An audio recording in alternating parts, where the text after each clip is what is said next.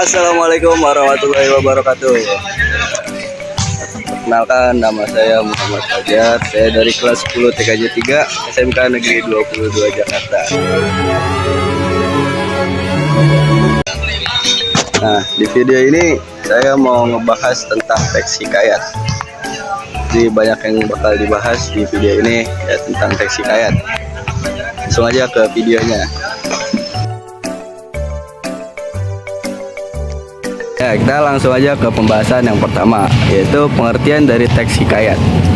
Menurut Kamus Besar Bahasa Indonesia, hikayat adalah karya sastra Melayu berbentuk prosa yang berisi cerita, undang-undang, dan silsilah bersifat rekaan, keagamaan, historis, biograf, atau gabungan sifat-sifat itu. Biasanya, hikayat dibaca untuk pelipur lara, membangkitkan semangat juang, atau sekedar untuk meramaikan pesta. Lanjut ke pembahasan yang kedua, yaitu ciri-ciri dari teks hikayat. Yang pertama, bercerita. Teks hikayat menyajikan alur cerita yang jelas dan teratur, seringkali dengan pengenalan konflik dan penyelesaiannya. Kedua, berbasis tradisi, menggambarkan budaya dan kepercayaan masyarakat tertentu, memberikan wawasan tentang nilai-nilai yang ada di masyarakat itu. Tiga, tokoh yang jelas. Teks hikayat ada karakter utama yang memainkan peran penting dalam cerita, biasanya pahlawan atau tokoh-tokoh legendaris. Empat, memiliki pesan moral. Setiap hikayat yang biasanya mengandung pelajaran hidup yang bisa diambil oleh sang pembaca. Kelima, bahasanya menggunakan bahasa yang sederhana, menggunakan bahasa yang mudah dipahami agar dapat dinikmati oleh semua kalangan termasuk anak-anak.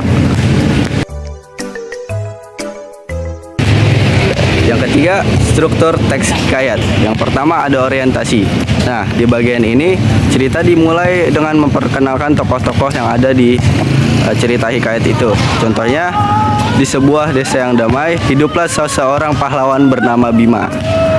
Kedua, komplikasi. Masalah atau konflik yang muncul ini adalah bagian yang menarik perhatian si pembaca. Contohnya, suatu hari desa tersebut diserang oleh raja jahat yang ingin menguasai wilayah itu.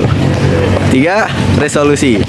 Dalam bagian ini, tokoh utama berusaha menyelesaikan masalah. Contohnya, dengan strategi yang cerdas dan keberanian, Bima melawan raja jahat itu.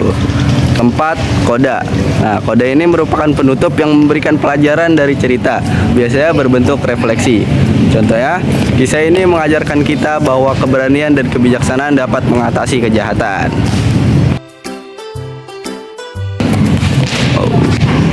Lanjut ke pembahasan yang keempat, yaitu kaidah kebahasaan. Nah, di teks hikayat ini, kaidah kebahasaannya itu bahasa kiasan. Majas digunakan untuk memperindah dan memperkuat makna. Contohnya ada majas metafora. Contohnya hatinya sekuat baja yang menunjukkan ketangguhan dan keberanian. Kedua, personifikasi. Contohnya angin berbisik lembut. Ketiga, ada majas hiperbola. Contohnya ia berlari seperti angin, tak dikejar oleh siapapun. Keempat, ada majas simile. Contohnya keberaniannya bagaikan singa tak pernah mundur. Selanjutnya, pilihan katanya menggunakan kosakata yang sesuai dengan konteks, budaya, dan karakter, membuat cerita itu lebih otentik. Keempat, dialog. Menggunakan kalimat langsung oleh membuat interaksi untuk membuat interaksi antara tokoh lebih hidup. Contohnya, Bima berteriak, "Aku akan melindungi desa ini," sampai akhir. Dan yang terakhir ada tenses. Umumnya menggunakan bentuk lampau untuk menceritakan peristiwa sehingga memberikan bahwa cerita itu sudah terjadi. Nah, sekian dari video ini. Terima kasih. Assalamualaikum warahmatullahi wabarakatuh.